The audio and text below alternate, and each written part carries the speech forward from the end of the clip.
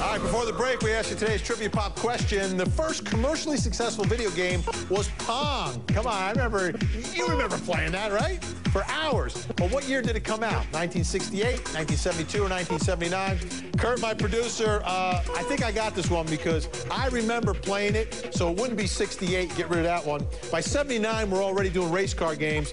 It's got to be Kurt, 1972. Right you are, Vinny, 1972. Forget about it. All right, I got that one right. All right, time to introduce tonight's news junkies as we get ready to rip through the rest of the day's headlines. Joining us tonight, TV radio host Michael Billy. Michael's new goal in life is to move into Charlie Sheen's house. He wants to be a goddess, folks. Also with me, Teen Talk radio host Chelsea Krost. Chelsea's the author of 19, a reflection on my teenage experience in an extraordinary life. You've already written your book, and I haven't written mine yet, Chelsea. And our special guest tonight, Jane Velez-Mitchell, host of Issues with Jane Velez-Mitchell, following Prime News at the top of the hour. And Jane has a great weekend planned. She's going to an actual sweat lodge. I opted out of that one, Jane. Good luck. I'm not gonna have the eyeshadow, though, because that'll give me the raccoon eyes. That'll melt. Drink lots of water. First story tonight, the one that keeps everyone talking. Charlie Sheen. Last night, he sat down for a live interview with Piers Morgan on our sister station, CNN. Let's listen to some of what Charlie said to Piers. I don't believe myself to be an addict. I really don't. You actually got the results on you? Well, yeah, these days, I mean, carry this stuff with you, right? No, until you stopped, you were taking a lot of cocaine. Well, yeah, I mean, I'm not taking it. I had to pay for it, dude. Yeah. I mean, now they've run the gamut from, like, okay, he's not loaded. Now what? Oh, he's manic. I don't even know what that means. That, I guess, would imply that there's going to be a crash.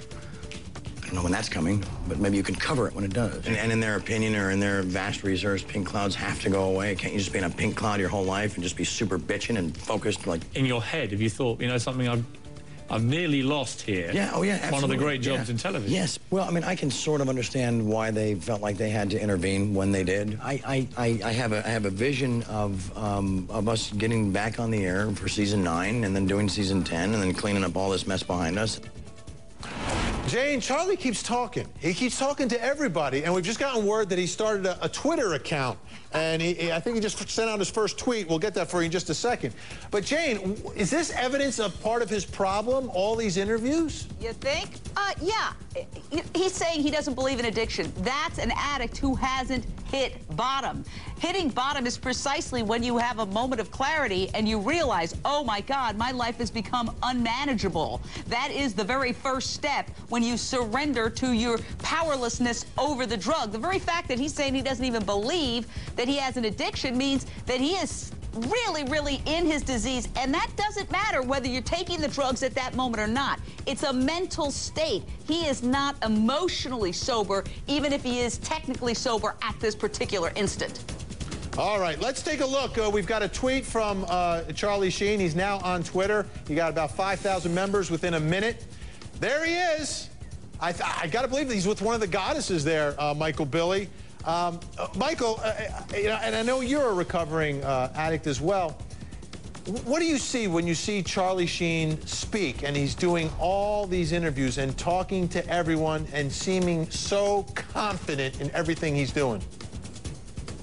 Well, I made many failed attempts at getting sober in my life, and I can tell you that numerous times in my failed attempts, when I was technically, physically not putting the bottle to my mouth and not drunk, and it was out of my system, my new addiction was creating drama and aggravating people and getting people riled up. That became my new adrenaline rush. So I agree with Jane, and I would even put forth, I would say that maybe Charlie's new addiction is the adrenaline rush and the attention and the media. Yeah, let's take a look at him. You talk about the media. He was on the Today Show. Take a listen. They don't judge me. They don't lead with opinion. They don't lead with their own needs all the time. They're honest enough to tell me, hey, look, you know, park your nonsense. You got to help me solve this, and we solve it.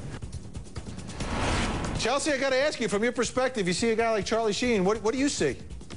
Honestly, my concern is kind of the role model he is for so many viewers out there. I mean, this past Monday night was a rerun of 2.5 Men, and it was the highest rating show on television. I mean, it's just amazing how much publicity and attention this man is getting in his spiral, which is soon going to come to a crash and halt. And he has 2 young boys, 2 young girls. What kind of role model? What kind of that's a big concern of the kids. Jane Velez Mitchell, the children, and seemingly I think the children are at the house with him. He's got staff, but my goodness. Yeah, and it's the drugs and the addict mentality that bothers me, okay? This alternate lifestyle thing, it's weird, but I don't care what people do in their bedroom, but when you bring drugs and kids into it, that's a problem. All right, Jane Velez Mitchell, we'll see you at the top of the hour. Could Lindsay Lohan be saying all the right things in a new interview? We hear things like needing to rebuild her life back, gain back trust. Is this for real? The News Junkies weigh in.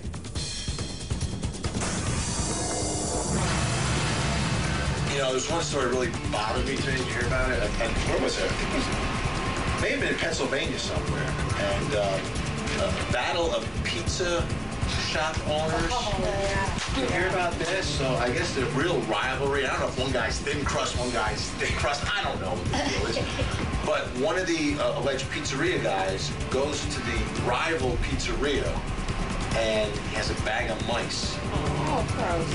And somehow we got up like on the toilet and lifts up the tiles in the ceiling and he's putting the mice in there. But the guy gets caught. But I just hope my pizzeria is not in some rivalry. So I guess we got to choose pizzerias that aren't close to other pizzerias because these people are capable of anything. Don't mess with the pizza makers? Yeah, and order a plain thing. Don't order the sausage. Welcome back to Prime News. The News Junkies still with us, and another troubled celebrity speaking out. This time, Lindsay Lohan on Extra.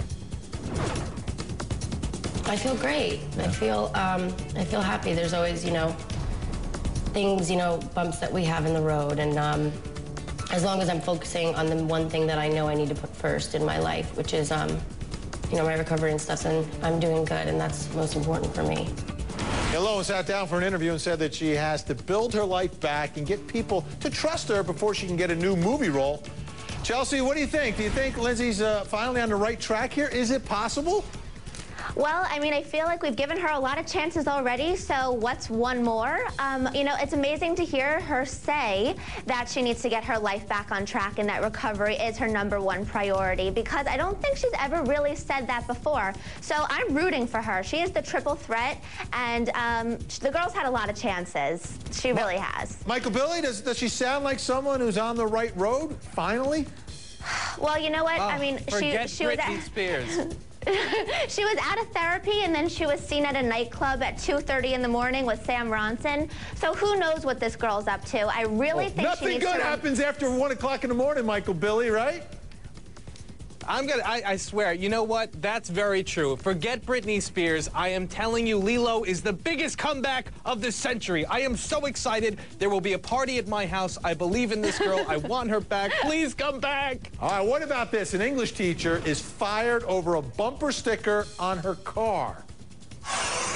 I just like the ability to take a controversial topic and sum it up in one clever line, one metaphor or hyperbole.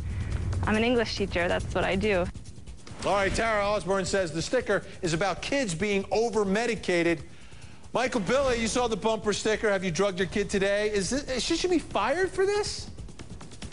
I don't think so, Vin. This is a tough one. I mean, I'm all about free speech, but she did accept the job. I mean, she loves kids. I get that. She has a matter of her own opinion. And what are the parents doing checking out her car anyway? I don't know.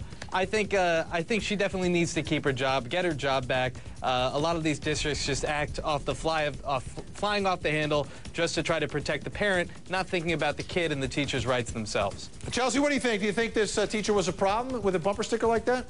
I completely agree. I mean, it's amazing to me that this is what they're concerned about, a bumper sticker. I mean, I feel like within this school, especially a public school, there has to be a lot more going on than the teacher's bumper sticker. What happened to the First Amendment? Freedom of speech. I mean, there she is, throwing the Constitution around again. Chelsea Krost, Michael Billy. She's not bringing it into the classroom. Thank you both.